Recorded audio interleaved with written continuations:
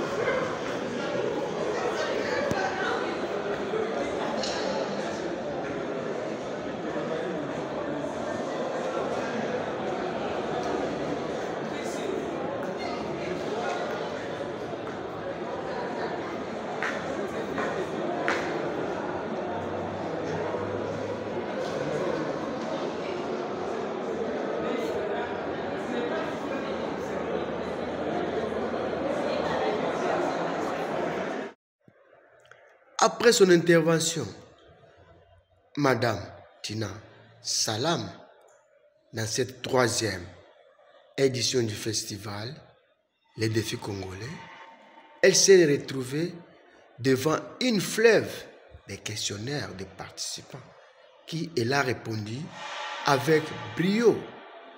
Madame Tina Salama est là. La suggestion, proposition, c'est très bien, il nous faut vulgariser parce que nous, on a l'impression que les médias font leur travail. Alors, c'est à nous aussi, c'est vrai, en tant qu'institution, moi je suis à la présidence, et on se dit les médias, les services publics, les RTC, Jean-Madame Sandra qui est là. Donc c'est à eux aussi, les gens suivant la chaîne nationale devraient pouvoir savoir ce qui se passe dans ce pays. On doit pouvoir compter sur tout le monde, mais c'est ça aussi un rôle de vulgariser. Donc chacun à son niveau en tout cas. Mais nous, moi je parle pour moi en tout cas, c'est comme ça que depuis un moment j'ai commencé à aller dans les universités, je parle avec les étudiants pour leur expliquer, parce qu'on se rendait compte qu'il y avait vraiment beaucoup de désinformation et souvent c'était pas toujours, comment dire, péjoratif ou mauvais, c'est tout simplement parce que les gens n'ont pas la bonne information, c'est l'accès à l'information. Et ce sont les institutions qui mettent à disposition du public ces informations-là, donc merci pour la suggestion. Il y a tellement de réalisations, il y a tellement de belles choses, et il nous revient en tout cas à nous de les vendre, pas de les vanter comme ça a dit. C'est des faits, hein, pour faire la différence. Alors, Leonardo, Sciences Po, c'est très bien, je voulais faire les sciences politiques moi quand j'étais jeune étudiante. Je n'ai pas eu la possibilité, mais bon, je pense que je m'en sors pas mal, non, quand même. Hein, où je reste très journaliste technique dans mon approche, mais j'aime bien les Sciences Po. Alors, vous avez parlé de Apple, cette société américaine qui rachète nos minerais via, on va dire, des dealers, c'est tout ce que nous décrions. Je ne sais pas si vous êtes au courant, mais la RDC a pas intenté un procès contre Apple, mais contre toutes ces firmes qui rachètent les minerais, on va dire, avant l'époque de Barack Obama, on appelait ça les minerais de sang. Mais aujourd'hui, on parle des minerais qui proviennent des zones de conflit. Et donc la RDC est en justice avec beaucoup de firmes comme ça, notamment Apple. Mais ils se sont justifiés, ils ont des avocats très puissants. Apple aujourd'hui, ils disent comment ils achètent. Je vous renvoie des articles, vous allez voir ce qui a été dit en tout cas dans les procès. Mais là, la RDC l'a fait. Et je pense que quand on a, parce qu'on en est encore à l'accord de paix. Ne faites pas, il n'y a pas d'amalgame, il y a 2 accords. Il y a l'accord de paix et puis il y a l'accord économique. À Washington, tout récemment, la RDC n'a pas signé l'accord économique. Pourquoi? Parce que les préalables, les conditions ne sont pas encore réunies. On ne peut pas se permettre aujourd'hui de passer à l'accord économique alors que les balles crépitent encore dans la partie est du pays, alors qu'il n'y a pas encore un cessez-le-feu effectif. C'est pour ça qu'on n'a pas signé à Washington l'accord économique. Et quand cela sera fait, Il y aura toutes ces questions qui seront mises sur la table. Il y aura des discussions avec des grosses firmes, des entrepreneurs, des investisseurs.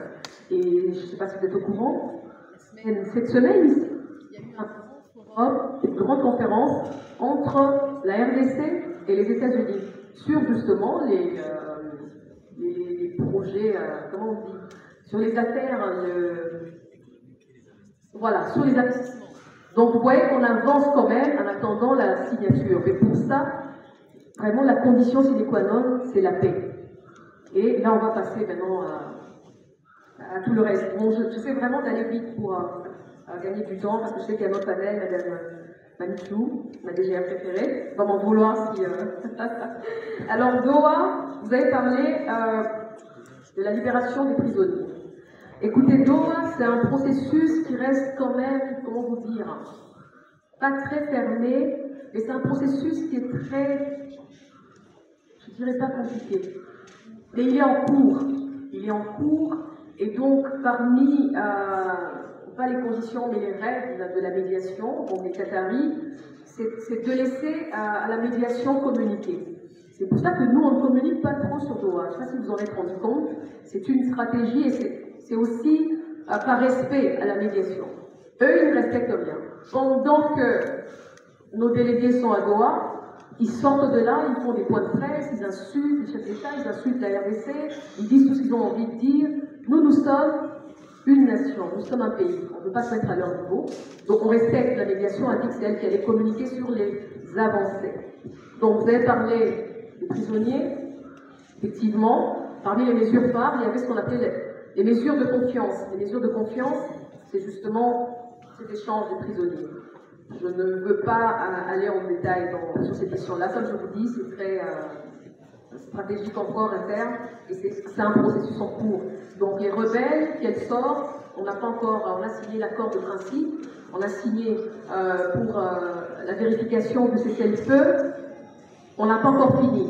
Donc je ne pourrais pas mettre la charrue avant le bœuf et vous dire quel sort sera réservé aux rebelles, mais je pense que si vous aviez lu l'accord des principes, vous savez plus ou moins de quoi il en retourne. Surtout sur le brassage et mixage, hein. Cette question est venue très souvent, mais nous on a bien dit que ce sera conditionnel. C'est pas inconditionnel. L'intégration, ce sera conditionnel, c'est-à-dire au cas par cas. Vous avez des militaires qui n'ont jamais été dans l'armée, vous en avez d'autres qui étaient, nos pères avaient fait, mais qui ont été pris là-bas. Vous avez d'autres qui ont l'âge d'aller à la retraite. Donc on verra au cas par cas. Ce sera plus comme à l'époque, on prend un groupe des rebelles, vous avez pris les armes, vous avez tué, massacré les gens, et bien vous venez, vous tous, on vous intègre dans l'armée. Non, pas du tout. C'est ça juste la différence, conditionnelle, l'intégration.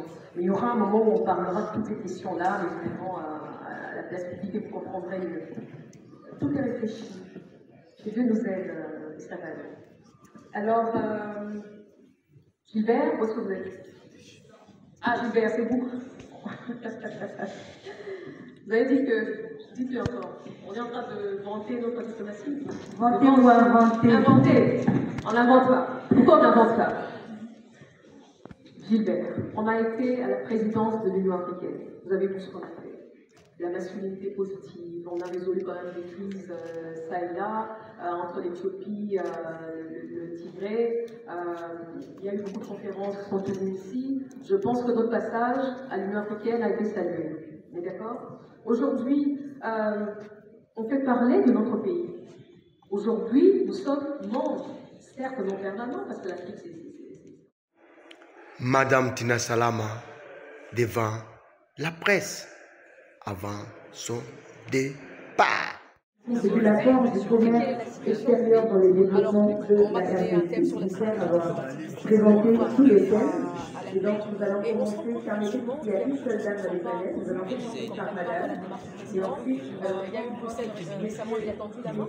Bon, il était question de faire quand même la chronologie des points pour expliquer aux Congolais que cette main tendue, ça ne date pas de Bruxelles. Depuis très longtemps que le président le fait pour tous les pays voisins, mais également dans sa stratégie, dans son premier discours d'investiture, il disait qu'il voulait sortir la RDC de l'isolement diplomatique dans lequel on était. Et donc, il a fait des déplacements, il a voyagé partout pour expliquer notre propre narrative, pour que notre propre histoire soit racontée par nous-mêmes et dire également aux investisseurs que nous avons un très beau pays qui a tellement de choses à offrir. Nous avons des minerais stratégiques. Aujourd'hui, tout le monde s'en rend compte. Nous sommes un pays solution en termes d'environnement, de ce que nous pouvons offrir dans le réchauffement climatique. Et donc, pour tout cela, il nous faut la paix. Donc le préalable, ça reste la paix. Et nous sommes tout le temps attaqués parce qu'il y a des gens qui ont compris que nous avons toutes ces ressources-là. Et donc c'est pour cela que le président avait vraiment dans sa gibecière, on va dire, dès sa prise de fonction, cette stratégie diplomatique très poussée. Elle est partout à parler des RDC parce que ce pays représente, ce pays peut vendre au monde et que c'est vraiment un géant. Si aujourd'hui la RDC se réveille, se lève, mais vous allez voir le démarrage de l'Afrique centrale et d'autres qui vont suivre. Donc, je voulais également en profiter pour appeler les Congolais à une sorte de responsabilité, de comprendre ce qui se passe dans notre pays et de comprendre qu'il en va de notre survie à tous. Que nous devons tous nous mettre aux côtés du chef d'État, encourager ses efforts pour qu'on ne perde pas ce pays. C'est notre seul patrimoine commun. Alors, j'aimerais quand même parler. Suivez les mots de la clôture de la 3e édition du forum Les défis congolais par la présidente Rite Mwanza. Hier soir, on nous informe également que la 2e rentrée judiciaire aura lieu ici dans ce même bâtiment demain avec la Cour constitutionnelle et c'est le même problème auquel nous étions confrontés dernièrement. Et qu'à cela ne tienne, on s'est dit, on va décider de faire l'événement de 2 jours en une journée, pourvu que nous ayons la compréhension de nos intervenants qui acceptent de venir condenser avec nous l'événement.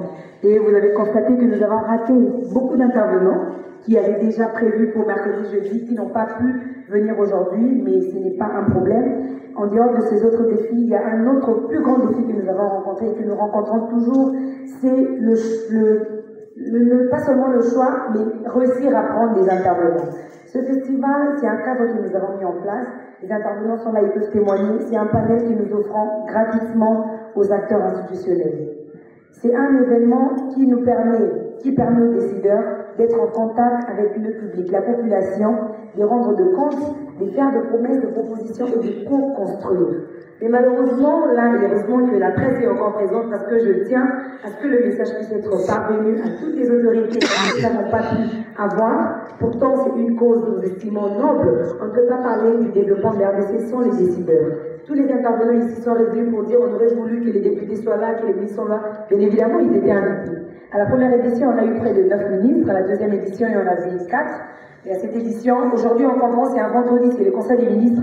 On ne pouvait vraiment pas les en vouloir, mais en dehors des ministres, il y a des mandataires publics, il y a beaucoup d'acteurs que nous avons invités, mais qui difficilement sont accessibles. Nous espérons, puisque nous savons que, chères autorités, vous ne pourriez pas atteindre toutes les RDC, parce que c'est pas tout le monde qui regarde la télé, c'est pas tout le monde qui va sur Internet pour voir les actions que vous mettez. Il serait important pour vous de pouvoir également rencontrer les citoyens congolais dans des événements comme ça, puisque toutes les personnes qui ont fait les déplacements ont choisi de participer au développement de la RDC et ont choisi de décider ensemble avec nous. Pour ma part, je me suis dit que je ne peux pas attendre que l'État fasse tout. À notre niveau, en tant que journaliste, ce que nous avons pu mettre en place, c'est ce cadre de réflexion qui va réunir les autorités, les secteurs publics, les secteurs privés, avec les jeunes, surtout les femmes, les jeunes, les entrepreneurs et tous les autres acteurs dans différents domaines. Et donc, une fois de plus, merci à vous qui nous avez considérés. Nous vous rassurons que pour la 4e édition, vous aurez encore un meilleur événement que celui-ci et nous savons que nous pourrions toujours compter sur vous.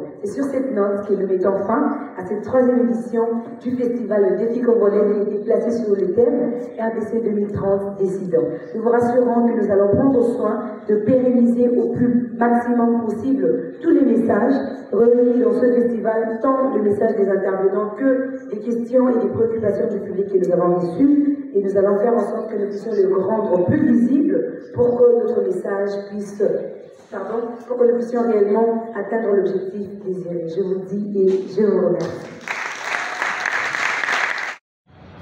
Abonnez-vous massivement à notre chaîne en ligne sur YouTube, à Mourata TV officiel. Vous ne serez jamais déçus. Vous serez bien servis. Abonnez-vous. Il ne faut pas traîner les pas. Votre chaîne est à votre disposition. Merci.